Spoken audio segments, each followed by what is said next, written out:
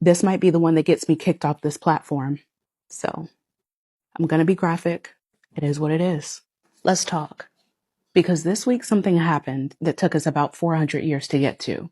And before I tell you what was said, I need to tell you what was being named. Because this is the part that never gets said with the weight that it deserves. Before a single ship left the coast of West Africa, the people who were going to be put on it were already being processed, stripped naked, prodded, groped. Traders invasively examined the breast, buttocks, and vaginal areas of women and girls, allegedly to assess their childbearing ability. Men and boys were groped around the groin, scrotum, and anus. One white trafficker who later testified described the process as similar to what you would do to a horse before purchasing it. These were human beings, y'all. They were being evaluated the way that you would evaluate livestock. And when the evaluation was done, they were assigned a number, not a name, a number, and loaded onto ships.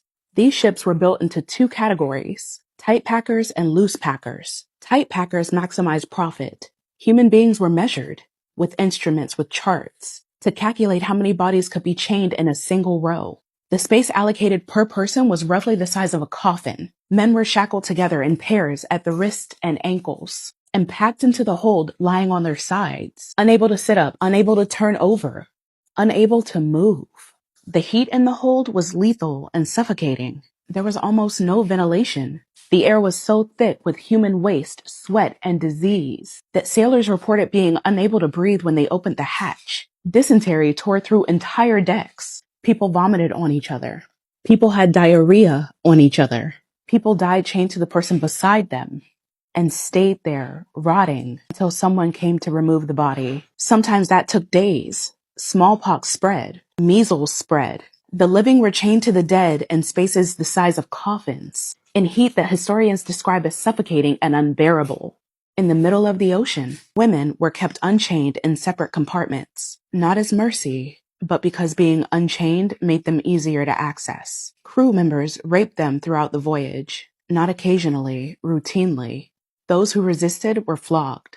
Women gave birth on those ships, without medical care, without assistance. In those conditions, most newborns didn't survive. In one documented case, a captain punished a failed rebellion by killing one of the men involved immediately and forcing two other enslaved people to eat his heart and liver, while the rest watched. This is in the historical record, y'all. It is documented in historical accounts of the Middle Passage. About 15% of the people put on those ships, nearly 2 million human beings, died before they reached land. They were thrown overboard, and some were thrown overboard alive because maritime insurance paid for cargo lost at sea, not cargo that died of illness. Throwing people into the ocean alive was more profitable than letting them die of disease. The most documented case is the Zong Massacre of 1781, in which a British captain threw 132 enslaved people into the ocean alive and filed an insurance claim.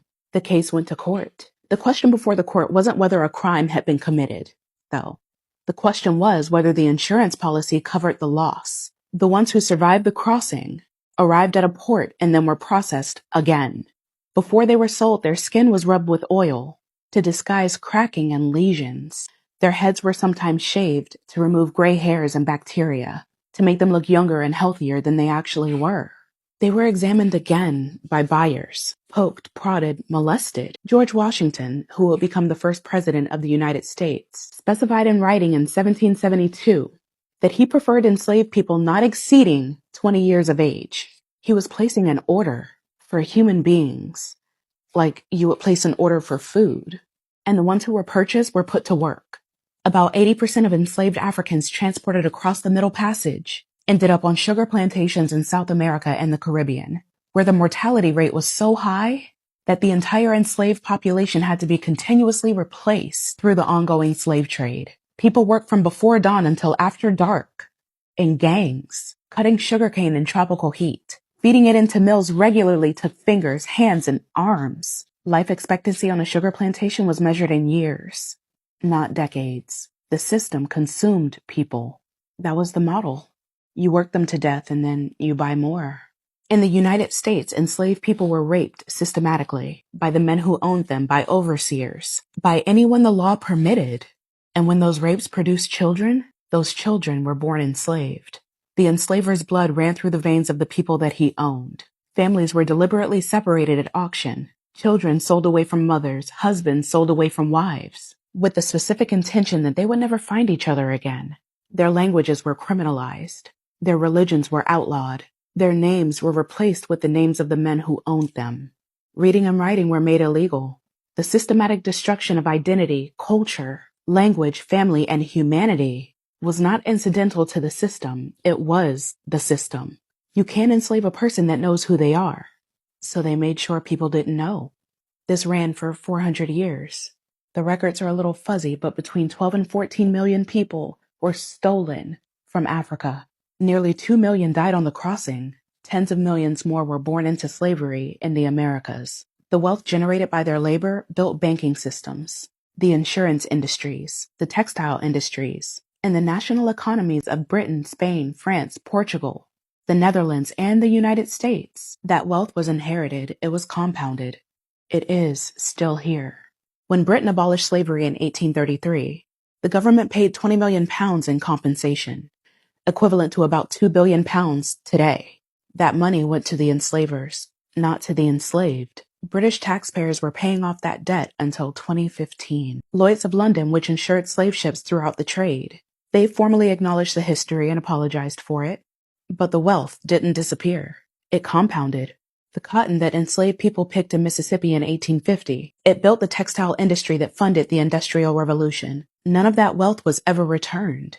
And when it was over, the men who built all of that wrote the history books. They named the streets after themselves, built monuments to the men that tried to keep it going, taught children that it was a tragedy of its time, something complicated, something to understand in context, you know?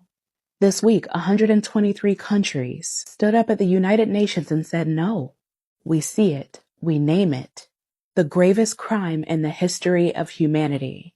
And I keep thinking about the people that never got to hear that. The people who died carrying the truth of this in their bodies, with the world's silence pressing down on top of it. Our ancestors knew exactly what it was. They lived it and the world looked away. That's not a small thing to finally name. Now let's talk about who refused to name it. 3 countries out of 193, the United States, Israel, and Argentina. 3 countries looked at a non-binding statement, not a reparations check, not a court summons, not a single dollar changing hands, not one person facing any kind of consequences, just a formal moral acknowledgement that this happened and that it was the worst, and voted no. They voted no. And the argument this country made is one of the most clarifying things they've said in years.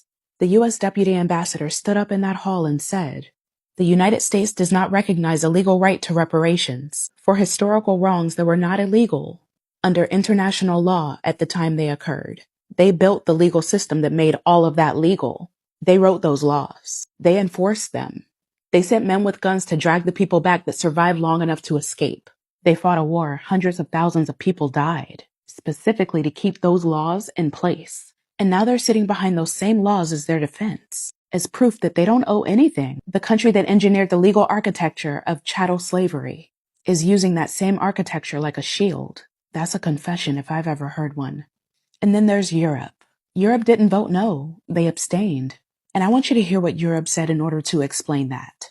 The European Union said that they couldn't support the resolution because the word gravest implies a hierarchy amongst atrocity crimes. And no legal hierarchy between crimes exists. The country that designed ships specifically engineered to maximize the number of human bodies that you could pack into a hull, that built the plantation economies that made European aristocratic families wealthy for 10 generations and counting, that colonized an entire continent and drew its borders at a conference in Berlin in 1884, where not a single African person was present, that extracted the gold, the diamonds, the rubber, the copper, the people for 100 years.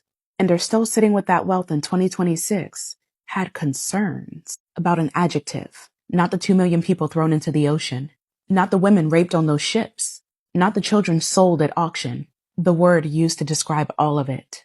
The Netherlands is the only country in the world that's ever formally apologized for its role in the slave trade. 1 out of every nation that participated.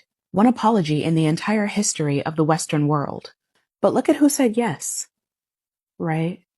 132 countries, the entire African continent, the Caribbean, Latin America, most of Asia, the global south. The people who know from their blood and their bones what it means to be on the receiving end of that power.